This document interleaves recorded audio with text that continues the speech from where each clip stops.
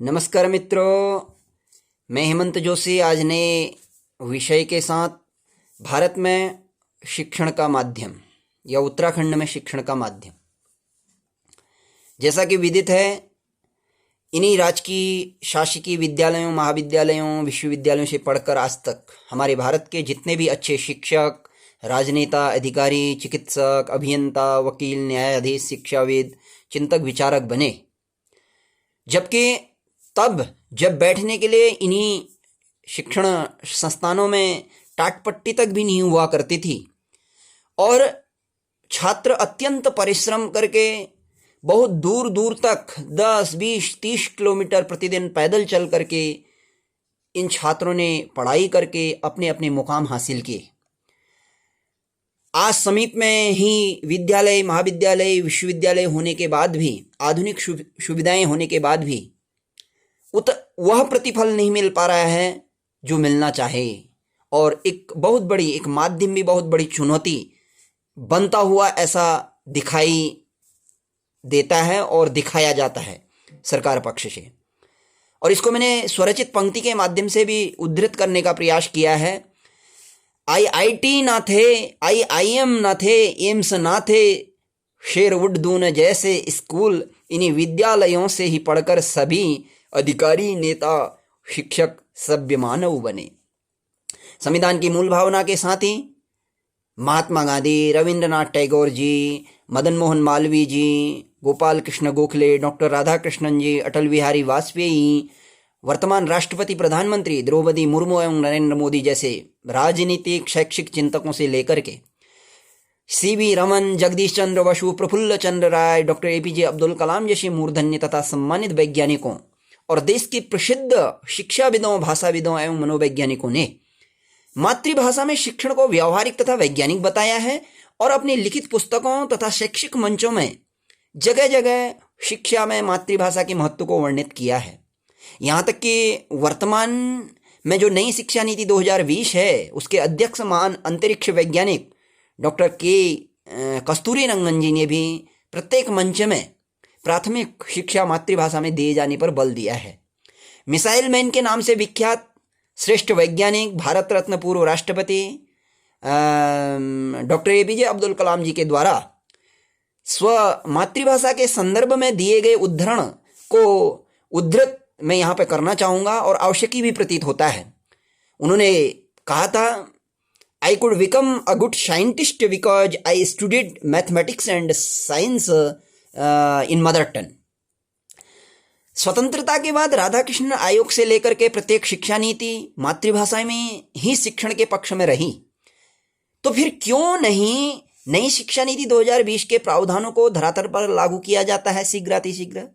क्यों नहीं संविधान नीतियों के अनुसार निजी विद्यालयों पर अंकुश लगाया जाता है?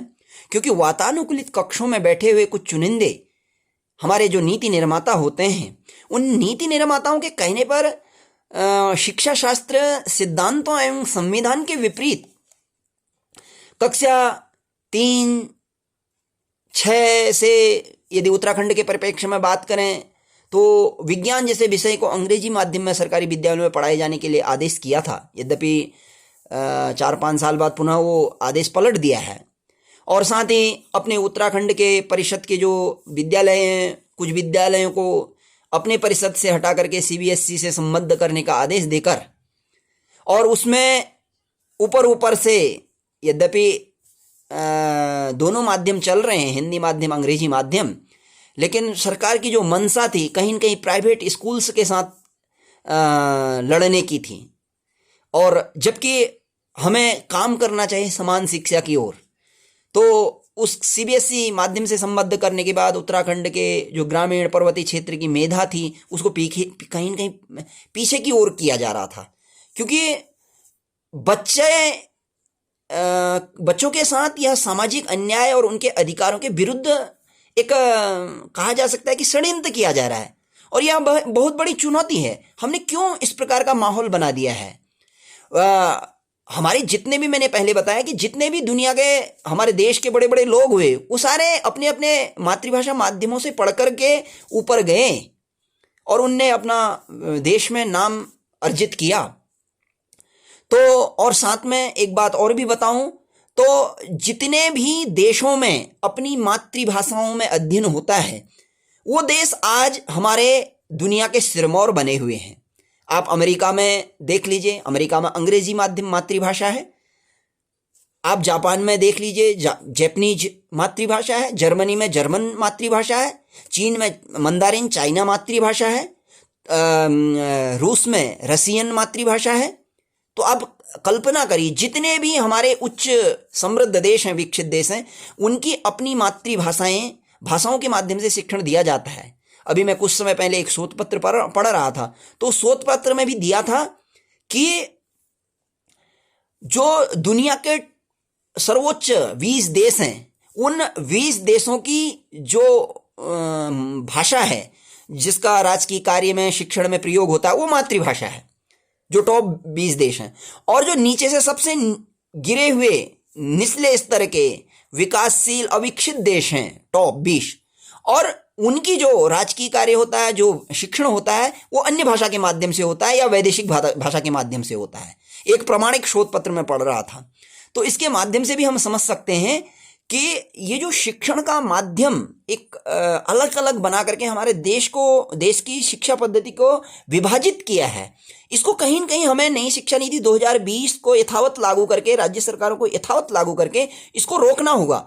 और हमारी जो बच्चों की जो प्राकृतिक मेधा होती है, उस प्राकृतिक मेधा को, नेचुरल जो इंटेलेक्चुअल उसकी कैपेबिलिटी होती है, उसको हमें आगे को बढ़ाना होगा।